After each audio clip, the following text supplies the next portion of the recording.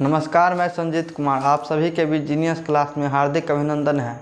तो पिछले क्लास में हमने आपको बताए थे यूरोप में राष्ट्रवाद। तो इसका हमने पहले ऑब्जेक्टिव करवाया था, मोस्ट इम्पोर्टेंट ऑब्जेक्टिव। उसके बाद इसी चैप्टर का यूरोप में राष्ट्रवाद का चैप्टर था, उसी में हमने मोस्ट वीवीआई क्वेश्चन आंसर करवा दिए थे। और आज मैं आप सभी के बीच लेकर आया हूँ सेकंड चैप्टर समाजवाद एवं साम्यवाद। पिछले क्लास में हमने इसको भी ऑब्जेक्टिव करवा दिए थे और आज हम आप सभी के बीच लेकर आए हैं most important VVI question answer. तो आइए, सबसे पहला क्वेश्चन है क्या, तो पूंजीवाद क्या है।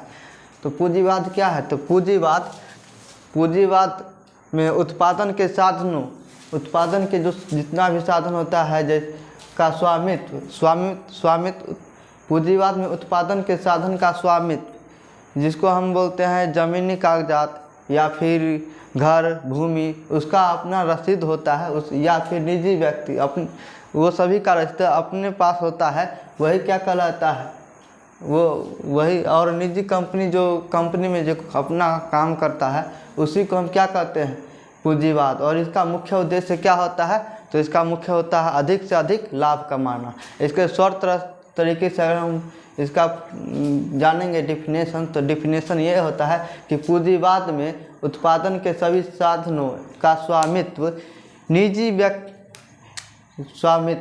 व्यक्तियों या कंपनी के पास, जो कंपनी के पास अपना होता है, वो कंपनी के पास होता है, जिनका मुख्य क्या होता है, तो अधिक से अधिक लाभ कमाना, उसी को हम क्या कहते हैं, तो पूंजीवाद कहते हैं।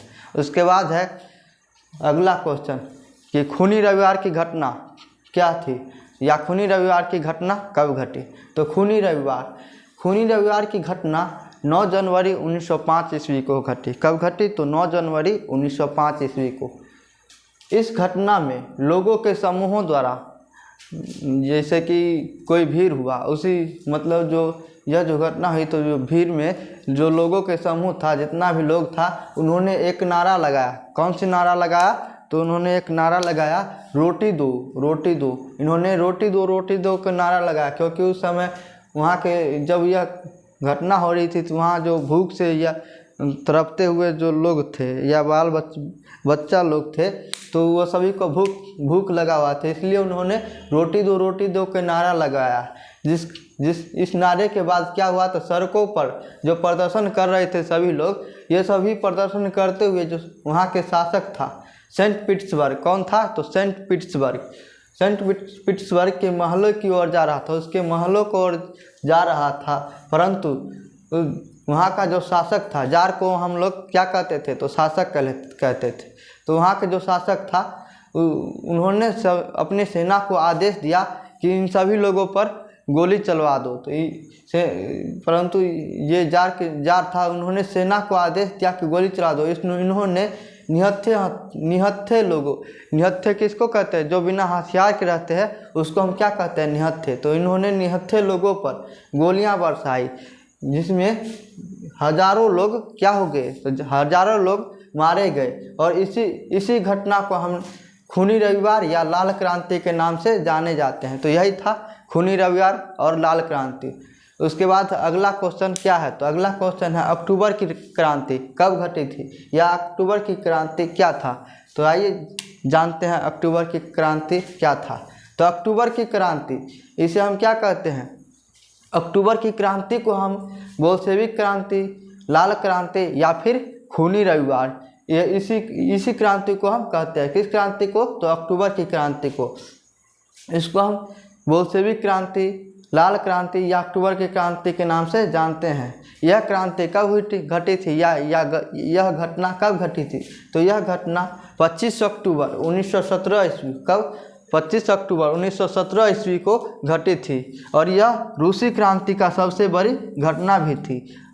यह कहाँ हुई थी, तो यह एक पेट्रोग्राद, क्या था, पेट्रोग्राद नामक एक शहर में हुआ था, या जगह बोलिए या शहर बोलिए, तो वहीं हुआ था, पेट्रोग्राद नामक शहर में हुआ था। और इसमें एक सशस्त्र विद्रोह पेट्रोग्राद नामक शहर में सशस्त्र विद्रोह के साथ हुआ था, सशस्त्र विद्रोह के साथ हुआ था। और इसलिए इस क्रांति को किस नाम से जानते थे? तो अक्टूबर की क्रांति या लाल की क्रांति या फिर बोल्शेविक क्रांति के नाम से भी जानते थे। किस क्रांति को? तो अक्टूबर की क्रांति को। पहले आप लोग इसको नोट कर लीजिए, फिर अगला क्वेश्चन बताएंगे। तब तक के लिए पहले आप लोग नोट कर लीजिए या फिर स्क्रीनशॉट कर लीजिए।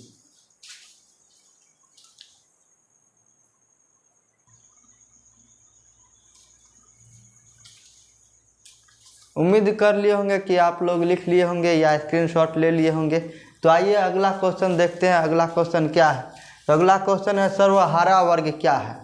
तो आइए समझते हैं सर्वहारा वर्ग क्या है या सर्वहारा वर्ग कहते किसको है। तो सर्वहारा वर्ग वैसे वर्ग, समाज के वैसे वर्ग जिसमें किसान हो गया, मजदूर हो गया, आम आदमी हो गया या श्रमिक लोग हो गया, इस वर्ग में आते हैं, जिसे हम सर्वहारा वर्ग कहते हैं। इसी को हम सर्वहारा वर्ग कहते हैं। उसके बाद अगला क्वेश्चन है मोस्ट वीवीआई, यह है क्रांति से पूर्व रूसी किसान। क्रांति जब हुआ था, रूसी क्रांति हुआ था, तो उससे पहले रूसी किसान, रूस में जो किसान था उसकी स्थिति कैसी थी? तो आइए जानते हैं कि क्रांति से पहले रूसी किसान की स्थिति कैसी थी। तो चलिए शुरू करते हैं। 1917 ईस्वी में रूसी क्रांति हुआ था। तो इससे पूर्व रूस में किसका शासन था? तो रोमनोव। किसका शासन था? तो यह था रोमनोव राजवंश का शासन था। किसका शासन था? तो रोमनोव राजवंश का शासक था। इस समय रूस के शासक को क्या कहते थे? तो इस समय रूस के शासक को हम लोग जार कहते थे।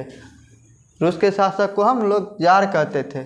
और रूस में कठोर राजनीतिक यानी मजबूत कठोर राजनीतिक संरचना का स्थापना हुई या कठोर राजनीतिक संरचना स्थापित हुई। तो पहले आप लोग इसको नोट कर लीजिए। उसके बाद हम मोस्ट इम्पोर्टेंट लघु उत्तरीय और दीर्घ उत्तरीय बताएंगे। पहले आप लोग नोट कर लीजिए।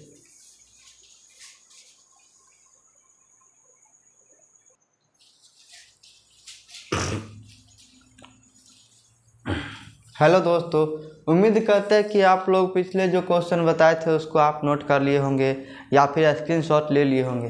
तो आइए अगला क्वेश्चन क्या है? तो अगला क्वेश्चन है रूसीकरण। रूसीकरण की नीति क्रांति हेतु रूसीकरण की नीति क्रांति हेतु कहाँ तक उत्तरदायी था? तो रूसीकरण की नीति क्रांति हेतु कहाँ तक उत्तरदायी था? तो आइए हम लोग उत्तर के माध्यम से जानते हैं। तो सोवियत संघ, पहले इसको रूस को सोवियत संघ के नाम से जाना जाता था। अब ये क्या हो गया? तो अब ये रूस हो गया। तो वर्तमान में सोवियत संघ को क्या कहते हैं? तो रूस। सोवियत संघ विभिन्न राष्ट्रीयताओं का देश था। क्या था? तो यह विभिन्न राष्ट्रीयताओं का देश था। यहाँ विभिन्न जाति के लोग निवास करते थे। जैसे यहाँ मुख्यतः स्लाव जाति, कौन सी जाति? तो स्लाव जाति के लोग निवास करते थे। और इसके अलावा कई जाति जो थे वो निवास करते थे। तो आइए क्या कौन कौन से जाति थे तो देखते हैं। तो इसके अलावा स्लाव जाति के अलावा फिन हो गया, कोल हो गया, जर्मन हो गया या फिर और यहूदी इत्यादि जाति के लोग निवास करते थे यानी रहते थे। कहाँ रहते थे? तो यह सोवियत संघ के राष्ट्रीयताओं द्वारा विभिन्न जातियों के लोग निवास करते थे।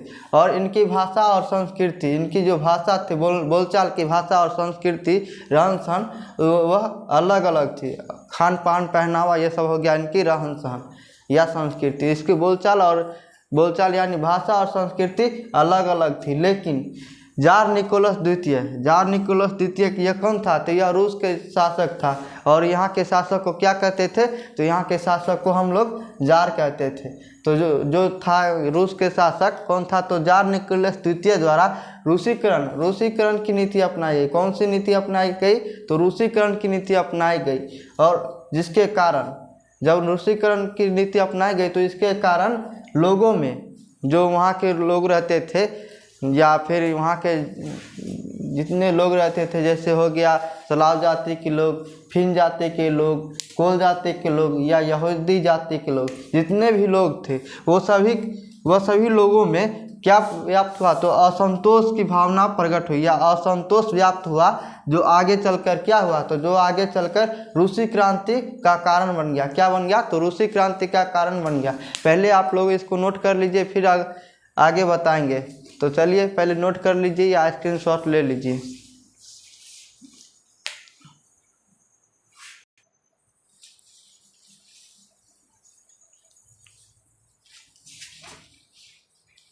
आइए, तो पहले जो हमने आप लोगों को जो क्वेश्चन करवाया था वो आप लोग नोट कर लिए होंगे। तो आइए अगला क्वेश्चन क्या है देखते हैं। तो अगला क्वेश्चन है, साम्यवाद एक नई आर्थिक नीति एवं सामाजिक व्यवस्था थी। साम्यवाद कैसी थी? साम्यवाद एक नई आर्थिक नीति एवं सामाजिक व्यवस्था थी। कैसे थी? तो आइए उत्तर के माध्यम से इसे जानते हैं। तो विश्व इतिहास जो होता है, विश्व हमारे देश का पूरा विश्व होता है, तो विश्व इतिहास के अध्ययन, जो विश्व इतिहास का अध्ययन किया गया, तो विश्व इतिहास के अध्ययन के क्रम में हमने पाया कि विभिन्न विचारधाराओं, विश्व इतिहास के अध्ययन के क्रम में हमने पाया विभिन्न विचारधाराओं के संबंध में अध्ययन का अवसर मिलता है, जिनमें नाजीवाद हो गया, पूंजीवाद, फांसीवाद तथा साम्यवाद आदि का संबंध, आदि का भी नाम आता है। सॉरी एक लाइन मिस हो गया था, फिर से। विश्व इतिहास के अध्ययन के क्रम में विभिन्न विचारधाराओं के संबंध में, विश्व इतिहास के अध्ययन हुआ तो उसमें विभिन्न विचारधाराओं के संबंध में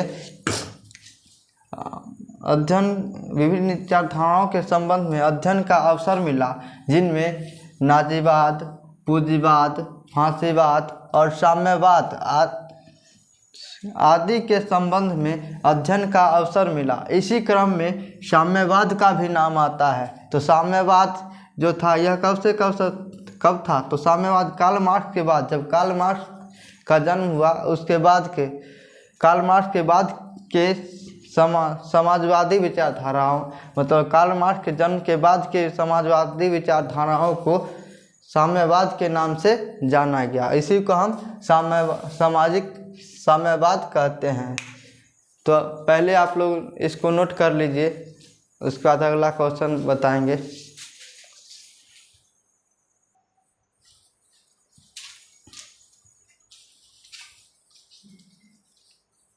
पिछला जो क्वेश्चन करवाए थे आप लोग ने उन्हें नोट कर लिए होंगे। तो आइए अगला क्वेश्चन क्या है देखते हैं। तो नई आर्थिक नीति मार्क्सवादी सिद्धांतों के साथ समझौता किया। नई आर्थिक नीति है, यह मार्क्सवादी सिद्धांतों के साथ समझौता किया। तो कैसे किया इसमें उत्तर के माध्यम से तो देखते हैं। तो नई आर्थिक नीति को सबसे पहले किसने लागू किया था? तो नई आर्थिक नीति को लेनिन ने कब लागू किया था? तो 1921 ईस्वी में लागू किया था। आइए, लेनिन द्वारा और कौन सा कार्य किया गया था? तो लेनिन के द्वारा इन्होंने चेका का गठन किया था। तो आइए, चेका क्या है तो उसको समझाते हैं। चेका एक गुप्तचर पुलिस की संस्था थी, इसी को इन्होंने गठन किया था। तो आइए देखते हैं आप क्वेश्चन। लेनिन द्वारा 1921 ईस्वी में नई आर्थिक नीति क्या? तो नई आर्थिक नीति अपनाई, और लेनिन पूरी तरह चाहता था कि समाजवादी व्यवस्था को लागू करना चाहता था। क्या करना चाहता था? तो यह समाजवादी व्यवस्था को लागू करना चाहता था। वह एक कुशल सामाजिक तथा व्यवहारिक राजनीतिक था। वह क्या था? तो एक कुशल सामाजिक तथा व्यवहारिक राजनीतिक था। क्या था? तो वह कुशल सामाजिक और व्यवहारिक राजनीतिक था। वह पूरी तरह समाजवादी व्यवस्था लागू करना था, यानी कि रूस में पूरी तरह से समाजवादी व्यवस्था को लागू करना चाहता था। सारे पूंजीवादी शक्तियों से टकराना नहीं चाहता था। जितना भी पूंजीवादी शक्ति था उससे वह उलझना नहीं चाहता था, यानी कि टकराना नहीं चाहता था। किससे? तो पूंजीवादी शक्तियों से टकराना नहीं चाहता था। इसलिए उन्होंने यह नीति अपनाई। कौन सी नीति अपनाई? तो नई आर्थिक नीति अपनाई। उसमें मार्क्सवादी, यानी मार्क्सवादी था, ये कार्ल मार्क्स था, उसी के नाम पर यह मार्क्सवादी नाम पड़ा। तो मार्क्सवादी मूल्यों के साथ, किसके साथ? तो मार्क्सवादी मूल्यों के साथ समझौता किया। किसके साथ? तो मार्क्सवादी मूल्यों के साथ समझौता किया। इसलिए हम कह सकते हैं कि नई आर्थिक नीति किस सिद्धांत पर लागू किया? तो नई आर्थिक नीति मार्क्सवादी सिद्धांतों के साथ समझौता किया। तो चलिए आप लोग इसको नोट कर लीजिए या स्क्रीनशॉट ले लीजिए।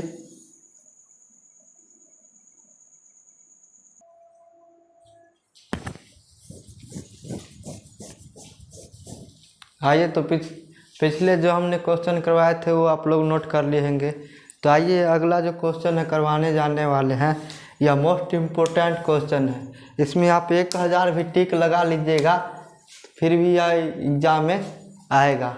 यह क्वेश्चन है ये प्रथम विश्व युद्ध से रिलेटेड, या तो ऑब्जेक्टिव में या फिर सब्जेक्टिव में। यह सब सीटिंग में पूछेगा, या फर्स्ट सीटिंग में भी पूछेगा और सेकंड सीटिंग में पूछेगा, इसलिए यह क्वेश्चन इम्पोर्टेंट है। तो आइए ये क्वेश्चन क्या है एक बार देख लेते हैं। तो प्रथम विश्व युद्ध में रूस की पराजय हेतु मार्ग प्रशस्त किया। कैसे? प्रथम विश्व युद्ध जो हुआ था उसमें रूस की पराजय हो रही थी, तो उसमें पराजय हेतु उन्होंने मार्ग जो प्रस्तुत किया तो वो कैसे किया, आइए देखते हैं। तो प्रथम विश्व युद्ध सबसे पहले प्रथम विश्व युद्ध है, तो यह चर्चा करेंगे कि प्रथम विश्व युद्ध कब हुआ था। तो प्रथम विश्व युद्ध यह 1919 ईस्वी में हुआ था। 1919 से लेके 1919 ईस्वी में हुआ था। तो जानेंगे कि यह युद्ध हुआ था तो किस कारण हुआ था, क्या कारण था जो यह युद्ध हुआ। तो यह युद्ध हुआ था सेरोजेवो हत्याकांड था, इसी के कारण यह युद्ध चला था। सेरोजेवो हत्याकांड के कारण प्रथम विश्व युद्ध चला था। तो यह क्वेश्चन ये प्रथम विश्व युद्ध से रिलेटेड था। तो आइए यह जो क्वेश्चन है, प्रथम विश्व युद्ध में रूस की पराजय क्रांति हेतु मार्ग प्रस्तुत किया, वो कैसे किया, तो इस क्वेश्चन को इस उत्तर के माध्यम से जानेंगे। तो आइए देखते हैं। प्रथम विश्व युद्ध में रूस मित्र राष्ट्र की ओर से थे, मतलब ये है मित्र राष्ट्र। ये क्या था, तो ये था प्रथम विश्व युद्ध के समय में ये दो राष्ट्र में विभक्त हो गया था, एक था मित्र राष्ट्र और यह एक था धुरी राष्ट्र। तो यह मित्र राष्ट्र की ओर से शामिल हुआ था। कौन? तो रूस जो था यह मित्र राष्ट्र की ओर से शामिल हुआ था। इस युद्ध में सम्मिलित होने का एकमात्र उद्देश्य क्या था, तो एकमात्र उद्देश्य था कि रूस की जो जनता था वह रूस की जनता में उत्पन्न यांत्रिक और असंतोष को समाप्त कर उसे अन्य समस्याओं में उलझना था।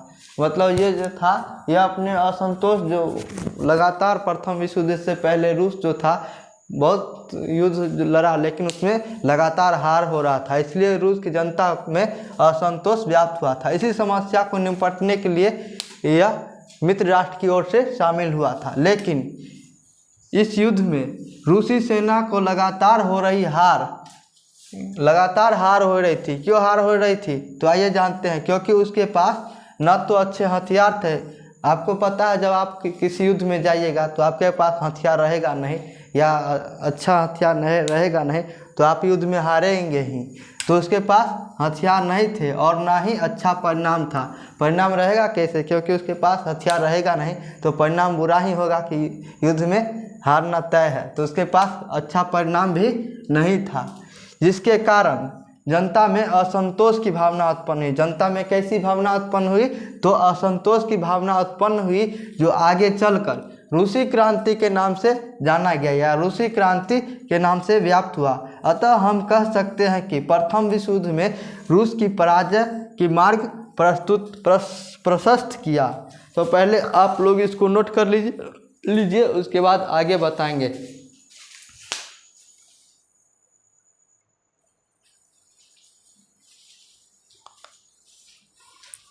आइए तो आप इस क्वेश्चन को हम देखते हैं।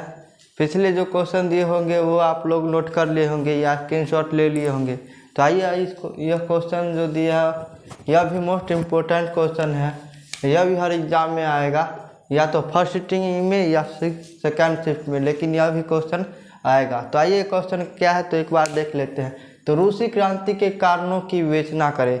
रूस में जो क्रांति हुई थी उसके जो कारण हुआ था, किस कारण से यह रूस में क्रांति हुआ था, इसको हमें विस्तार से जानना है। तो आइए उत्तर के माध्यम से यह क्वेश्चन के उत्तर जानेंगे। तो सबसे पहले रूस में जो क्रांति हुई थी वह कब हुई थी, तो रूस में जो क्रांति हुई थी यह 1917 ईस्वी में हुई थी। और इसके साथ और कौन सी क्रांति हुई, तो बोल्शेविक क्रांति भी 1917 ईस्वी में हुई थी।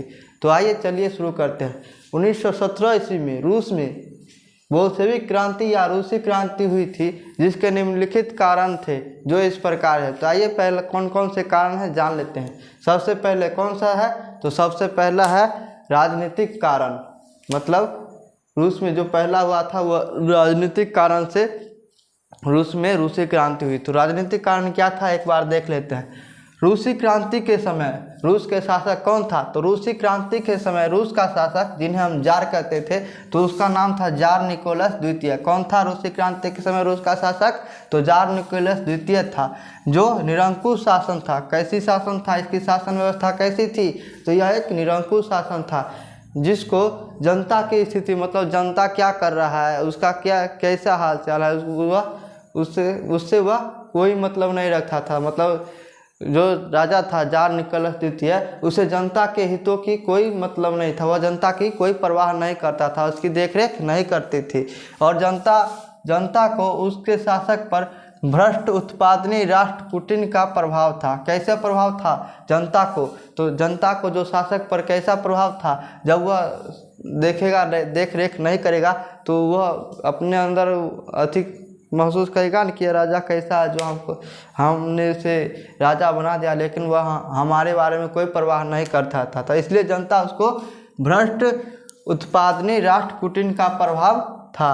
उसके बाद अगला कौन सा कारण था, किस कारण से रूसी क्रांति हुई? तो दूसरा था आर्थिक कारण। कैसे कारण थी? तो आर्थिक कारण। रूस की कैसी स्थिति थी, तो रूस में जो स्थिति थी वह क्या था?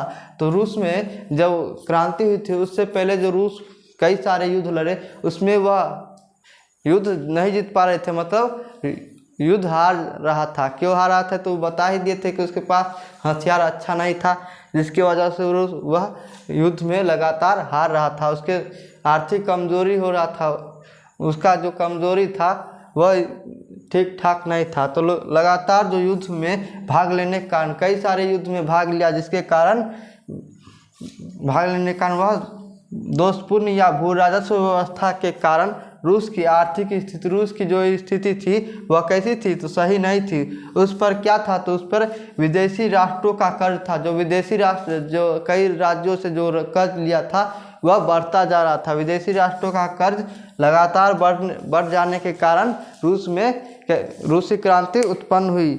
बहुत सारा युद्ध हो रहा था, तो इसमें जहाँ से वो कर्ज लिया, जो देशों से कर्ज लिया विदेशों से, तो वह कर्ज क्या हो रहा था? तो लगातार बढ़ रहा था। इसके कारण वह इस क्रांति का यह क्रांति उत्पन्न हुई। तो पहले आप लोग इसको नोट कर लीजिए। यह जो क्वेश्चन है इसका उत्तर बड़ा है और वर्ड भर जाने के कारण इतना ही लिखे हैं। इसलिए अगला जो क्वेश्चन लिखेंगे तो पहले आप इसको नोट कर लीजिए, उसके बाद अगला पॉइंट लिखा देंगे।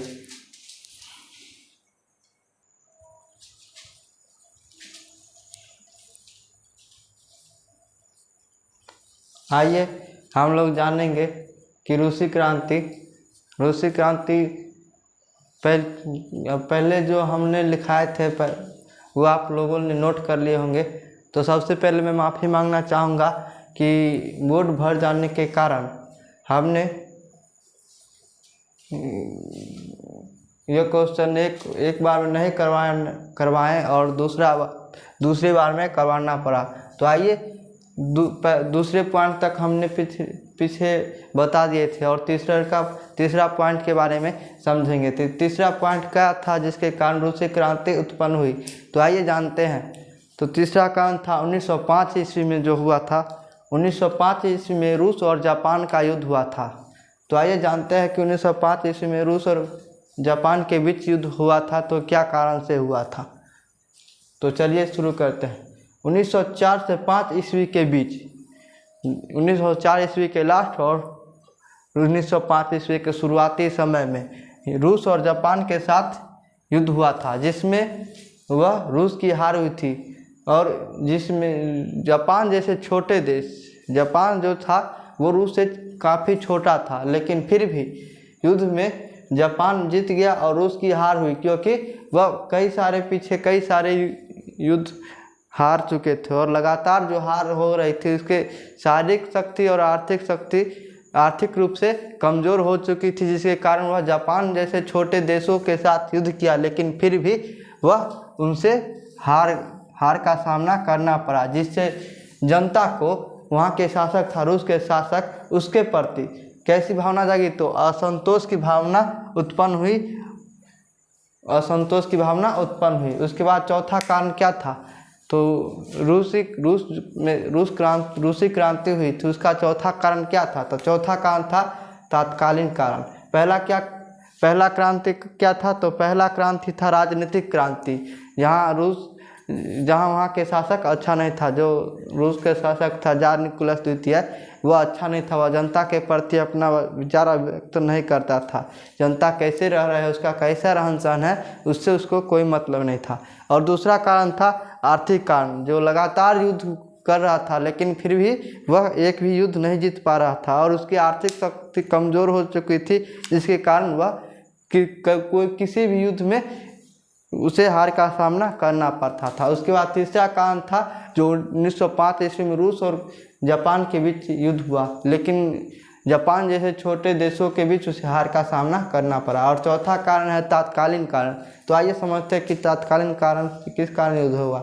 तो प्रथम विश्व युद्ध में रूस की पराजय का कारण क्या था, तो वह सिर्फ मित्र राष्ट्रों की ओर से शामिल हो गया था। यही था टर्निंग पॉइंट। क्या, तो रूसी क्रांति का टर्निंग प्रथम विश्व युद्ध में जो मित्र राष्ट्र की ओर से शामिल हो गया था, इसका टर्निंग पॉइंट यही था। यह मित्र राष्ट्र की ओर से शामिल हो गया था, जिस वजह से उसे हार का सामना करना पड़ा और युद्ध में चारों ओर रूसी सेना लगातार हार रही थी, जिससे रूस की जनता को काफ़ी अफसोस व्याप्त था, जो आगे चलकर 1917 ईस्वी में क्या बना, तो रूसी क्रांति के रूप में सामने आया। तो यह क्वेश्चन हो गया कंप्लीट। तो पहले आप लोग इसको नोट कर लीजिए, उसके बाद अगला क्वेश्चन क्या है देखेंगे।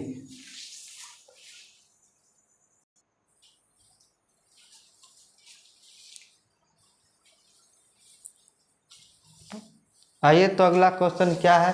पिछले जो क्वेश्चन दिए थे वो आप लोग नोट कर लिए होंगे। तो आइए अगला क्वेश्चन क्या है देख लेते हैं। तो पहले आप लोग इस चैनल पर नए हैं तो सबसे पहले आप लोग इस चैनल को सब्सक्राइब कर लीजिए और लाइक शेयर करते रहिए, ताकि हम लोगों का दिया हुआ वीडियो आप तक सबसे पहले पहुंचे। तो आइए अगला क्वेश्चन क्या है देखते हैं। नई आर्थिक नीति क्या थी, जो नया आर्थिक नीति लेनिन ने अपनाया था वह क्या था। तो आइए देखते हैं। 1917 ईस्वी में कौन सी क्रांति हुई थी, तो 1917 ईस्वी में बोल्शेविक क्रांति हुई थी। और इसके साथ साथ और कौन सी क्रांति हुई थी, तो 1917 ईस्वी में बोल्शेविक क्रांति के पश्चात रूस की भी क्रांति हुई थी। तो बोल्शेविक क्रांति को ही रूस की क्रांति कहते हैं। तो 1917 ईस्वी में बोल्शेविक क्रांति के पश्चात रूस में किसके नेतृत्व में, रूस में लेनिन के नेतृत्व में। तो आप लोगों से यह क्वेश्चन है कि लेनिन का पूरा नाम क्या था, आप लोग जरूर कमेंट करके दीजिएगा। इसके पश्चात रूस में लेनिन के नेतृत्व में विश्व की प्रथम साम्यवादी शासन व्यवस्था स्थापित हुई। कैसी व्यवस्था, तो साम्यवादी शासन व्यवस्था स्थापित हुई। लेनिन जो है सो शासन व्यवस्था को सफल संचालन हेतु 1921 ईस्वी में क्या, तो एक नीति अपनाई। कौन सी नीति अपनाई, तो नई आर्थिक नीति अपनाई। कौन सी नीति अपनाई, नई आर्थिक नीति को लेनिन ने अपनाया, जिसमें उन्होंने निम्नलिखित कथनों पर बल दिया। तो आइए कौन कौन सा कथन है एक बार देख लेते हैं। किसानों को, जो किसान होते हैं, मजदूर लोग होते हैं या श्रम लोग होते हैं, उसको अनाज लेने के स्थान पर जो अनाज उनसे लेते थे, तो उनसे जो अनाज लेते थे तो उसके बदले में एक निश्चित कर मतलब क्या, वो रुपया पैसा होता था। तो अनाज किसान से लेते थे तो उसके लिए एक निश्चित राशि या निश्चित अमाउंट, निश्चित रुपया उसको लगाया गया। जो अनाज लेगा उसके बदले में उसे कुछ राशि देना होगा। उसके बाद विदेशी निवेश, जो बाहर से जो पैसा आता था खर्च, उसको प्रोत्साहन दिया गया। जो बाहर से जो पैसा आता था विदेशों से, देश विदेशों द्वारा जो पैसा आता था उसको प्रोत्साहन किया गया। उसके बाद उद्योगों का विकेंद्रीकरण, जगह जगह पर उद्योग मतलब किसी छोटा बड़ा कारोबार, उसका उद्योग का विकेंद्रीकरण कर दिया गया। और विभिन्न जगह, छोटे जगहों पर, कई स्तरों पर छोटे बैंक खोले गए। उसके बाद 20 वर्ष से जो कम होगा कर्मचारी। 20 वर्षों से कम कर्मचारी वाले को उद्योगों को व्यक्तिगत रूप से चलाने का अधिकार दिया गया। ये था लेनिन के द्वारा अपनाई गई आर्थिक नीति। इस पर इन्होंने निम्नलिखित कथनों पर बल दिया। तो पहले आप लोग इसको नोट कर लीजिए, उसके बाद अगला क्वेश्चन देखेंगे।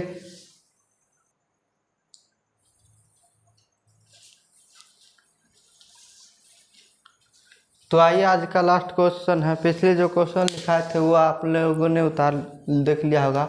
आइए आज का लास्ट क्वेश्चन है, देख लेते हैं। तो सबसे पहले रूसी क्रांति, रूस में जो क्रांति हुआ था उसके प्रभाव क्या क्या थे, तो आइए जानते हैं उत्तर के माध्यम से। रूस की क्रांति जो हुई थी वह 1917 ईस्वी में हुई थी। कब हुई थी? तो 1917 ईस्वी में हुई थी। इसी 1917 ईस्वी में इसी वर्ष बोल्शेविक क्रांति भी हुई थी, जिसका नेतृत्व किसने किया था? तो इसका नेतृत्व लेनिन ने किया था। और लेनिन ने कौन कौन से कार्य किया था? तो नई आर्थिक नीति को भी अपनाया था और चेका का भी गठन किया था। तो चेका क्या था? चेका एक प्रकार का गुप्तचर पुलिस संस्था था। तो आइए ये क्वेश्चन है, 1917 ईस्वी में रूसी क्रांति का प्रभाव न केवल रूस में नहीं, रूस में तो था ही, इसके साथ साथ कई जगहों पर देखने को मिला, जिसके प्रभावों की विवेचना हम कई प्रकार से कर सकते हैं, जो इस प्रकार है। तो सबसे पहले क्या है, इसके प्रभाव देख लेते हैं। तो इस क्रांति के पश्चात रूस में जो श्रमिक वर्ग थे, सर्वहारी वर्ग था या फिर मजदूर वर्ग थे, तो कौन कौन से वर्ग थे? इस क्रांति के पश्चात रूस में श्रमिक वर्ग या सर्वहारी वर्ग की सत्ता स्थापित हुई। किसकी सत्ता स्थापित हुई? तो श्रमिक वर्ग या सर्वहारी वर्ग की सत्ता स्थापित हुई। किस युद्ध के पश्चात? तो रूसी क्रांति के पश्चात। उसके बाद क्रांति, अगला पॉइंट है, क्रांति के बाद विश्व दो गुटों में बट गया। कौन कौन से गुटों में बट गया? तो पूंजीवादी और साम्यवादी। कौन कौन से गुट में बट गया? तो पूंजीवादी और साम्यवादी। पूंजीवादी का नेतृत्व किसने किया? तो पूंजीवादी का नेतृत्व अमेरिका ने किया। पूंजीवादी गुट का नेतृत्व किसने किया? तो पूंजीवादी गुट का नेतृत्व अमेरिका ने किया। और साम्यवादी गुट का नेतृत्व किसने किया? तो साम्यवादी गुट का नेतृत्व रूस ने किया। किसने किया? तो साम्यवादी गुट का नेतृत्व रूस ने किया। उसके बाद द्वितीय विश्व युद्ध के बाद द्वितीय जो विश्व युद्ध हुआ था 1939 से 1945 में, और प्रथम विश्व युद्ध कब हुआ था? तो 1914 से 1918 ईस्वी में। हमने पहले थोड़ा मिस्टेक हो गया था, 1919 बोल दिए थे। तो 1919 में समाप्त हुई थी प्रथम विश्व युद्ध की, और स्टार्ट हुई थी तो 1914 ईस्वी में। और द्वितीय विश्व युद्ध का शुरुआत हुई तो 1939 ईस्वी में, और समाप्त कब हुआ था? तो 1945 ईस्वी में। तो आइए देखते हैं, द्वितीय विश्व युद्ध के बाद जब दूसरा विश्व युद्ध हुआ था तो समाप्त हुई। द्वितीय विश्व युद्ध के बाद जब द्वितीय विश्व युद्ध समाप्त हुई तो अमेरिका और रूस के बीच, किसके बीच? तो अमेरिका और रूस के बीच कौन सा युद्ध हुआ? तो अमेरिका और रूस के बीच शीत युद्ध की स्थिति उत्पन्न हुई। यानी कि द्वितीय विश्व युद्ध के बाद यानी 1945 में अमेरिका और रूस के बीच कैसी स्थिति उत्पन्न हुई? तो शीत युद्ध की स्थिति उत्पन्न हुई। उसके बाद क्रांति के बाद, अगला पॉइंट है, क्रांति के बाद आर्थिक योजना था, जो नई आर्थिक योजना था। आर्थिक योजना के रूप में एक नवीन आर्थिक मॉडल आया था। क्या मॉडल आया था? तो नवीन आर्थिक मॉडल आया था, जिसे आगे चलकर क्या कर दिया? तो इसे पूंजीवादी देशों ने अपनाया। किसने अपनाया? तो पूंजीवादों देशों ने अपनाया। आज के लिए इतना, मिलते हैं अगले वीडियो के साथ। धन्यवाद। अगले वीडियो के साथ नए चैप्टर में। तो आज के लिए इतना है, धन्यवाद।